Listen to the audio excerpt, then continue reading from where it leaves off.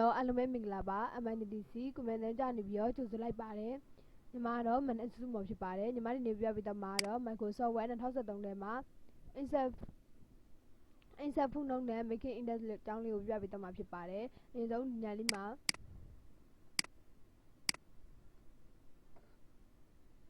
insert တွေကိုဝင်လိုက်ပါမယ် insert ကနေပြီးတော့ပြကြဆိုပြီးဝင်လိုက်မယ်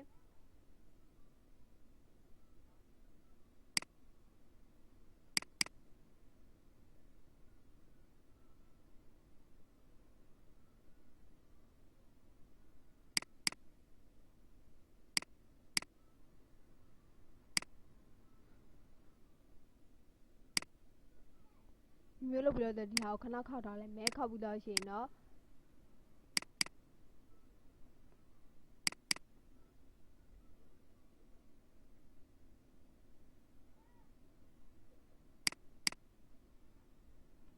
မိလိုရတဲ့ဟာလေးယူလိုက်မယ်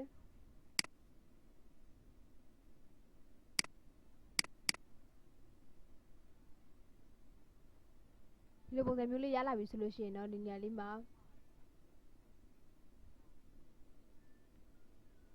reference ကိုဝင်လိုက်ပါမယ်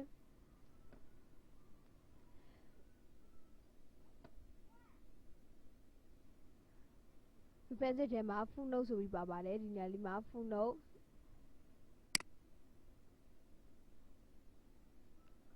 ဆိုတဲ့နေရာမှာ bottom of page ကိုရွေးပေးရပါမယ်ဒီလိုဒီကောင်ကိုအလုံးကိုယူလိုက်မယ်ယူပြီးတော့ရှင်တော့ဒီမှာလဲအန်အော်တကူများရေးလို့ရတယ်ပြီးတော့footnote ကိုပဲယူလိုက်ပါမယ်ယူပြီးတော့ရှင်တော့ဒီညလေးမှာ numbering ဆိုတဲ့နေရာမှာကိုနီကူရက်ကိုနှိပ်ပြရမှာဖြစ်ပါတယ်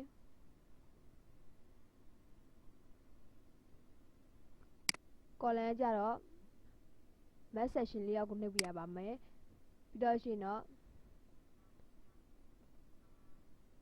apply ကိုနှိပ်ပြလိုက်ပါဒီလိုပုံစံလေးရလာပြီဆိုလို့ရှိရင်ဒီမှာ references ဆိုပြီးတော့ဒီစာရွက်အောက်မှာရေးမဲ့အတွက်ဒီကောင်ကိုအရင်ဆုံးကလစ်ချလိုက်ပါချပြီးတော့ရှင်တော့နေရာမှာ insert footnote ကိုနှိပ်ပြလိုက်ပါ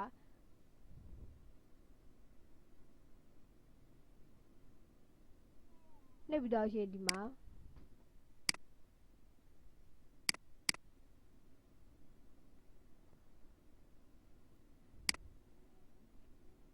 စာရေးလိုက်ပါမယ်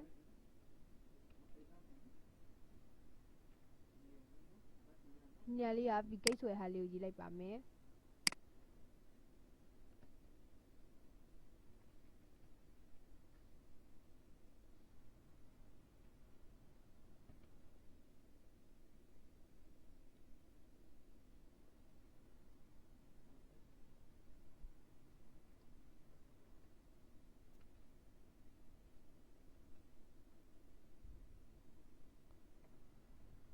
ဒီကောင်ကျ name ဆိုပြီးနာမည်ပေးထားတာပါဒီကောင်ကို name ဆိုပြီးရေးလိုက်မယ်အနေနဲ့ဒီ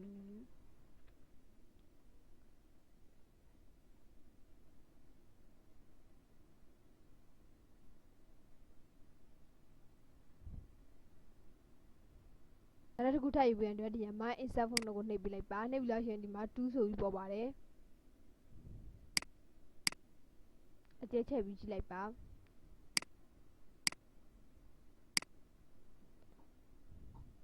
ဒီကောင်လို့ရေးကြည့်မယ်မဆက်လက်မှတ်ထားတဲ့ဟာလေးကိုရေးကြည့်လိုက်ပါမယ်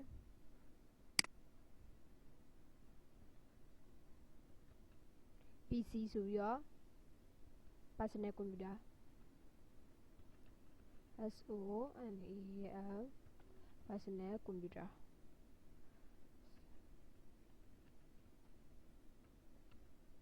ဆိုရေးပြလိုက်မယ်ဒါကြောင့် footnote လေးမှတ်တာပဲဖြစ်ပါတယ်နံပါတ်1ပထမဆုံးစာမျက်နှာမှာ footnote လေးမှတ်မယ်ဆိုရင်ကိုရေးမဲ့နာမည်လေးကိုအရင်ဆုံးကလစ်ချလိုက်မယ်ရေးမဲ့စာရွက်မှာကလစ်ချပြီးတော့မှဒီမှာ insert footnote ဆိုပြီးတော့နာမည်ပေးရပဲဖြစ်ပါတယ်နောက်တစ်ခုအနေနဲ့ကျတော့ညမှာရှိရဲ့ making index ကိုလုပ်ပြမှာဖြစ်ပါတယ်ဒီကောင်ဒီနေရာလေးကိုပဲပြန်လာလိုက်မယ်နောက်ပြီးတော့ရှင်တော့ဒီနေရာမှာ reference ကနေပြီးတော့ math industry ကိုနှိပ်ပါမယ်နှိပ်ပြီးတော့ရှင်တော့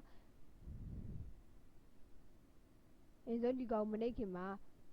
cancel နှိပ်ပြလိုက်ပါနှိပ်ပြီးတော့ရှင်တော့ဒီနေရာမှာ ဆုံးမလေးကနေပြီးတော့နည်းနည်းချုပ်ပေးလိုက်မယ်ချုပ်ပြီးတော့ရှင်မိရေးမဲ့ဟာကိုဆက်လက်မှတ်လိုက်ပါ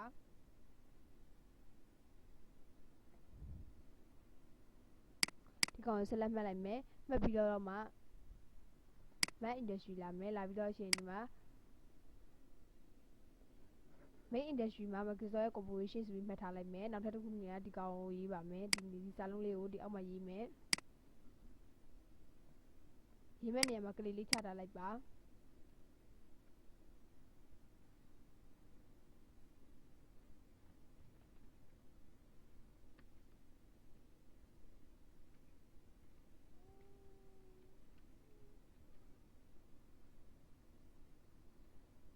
current page ကိုရေးပေးရပါမယ်ဘိုးနဲ့အတလေးကိုအမှန်တည်းချစ်လိုက်မယ်ချစ်ပြီးတော့ရှင်တော့ Mac ကိုနှိပ်ပေးလိုက်ပါနှိပ်ပေးလိုက်ရှင်တော့ close ကိုပိတ်ပေးလိုက်မယ်ပိတ်ပေးလိုက်ရှင်ဒီမှာ Intel လေးဝင်သွားပြီဖြစ်ပါတယ်ဝင်သွားပြီဆိုလို့ရှိရင်နောက်ထပ်တစ်ခုအနေနဲ့ကြတော့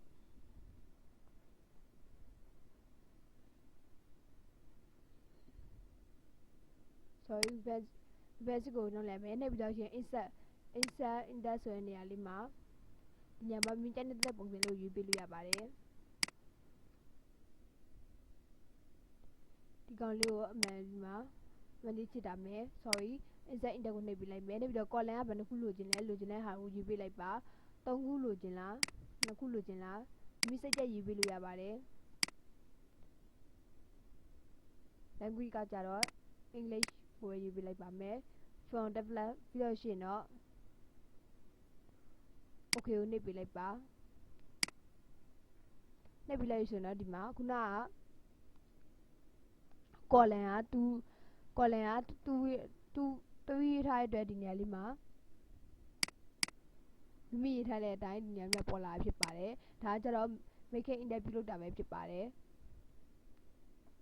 ဒီကောင်လေးကိုတင်ထားခြင်းနဲ့ဆိုလို့ရှိရင်တော့ file ထဲဝင်လိုက်ပါ file ကနေပြီးတော့ save as ဆိုပြီးတော့တင်လိုက်ပါမယ်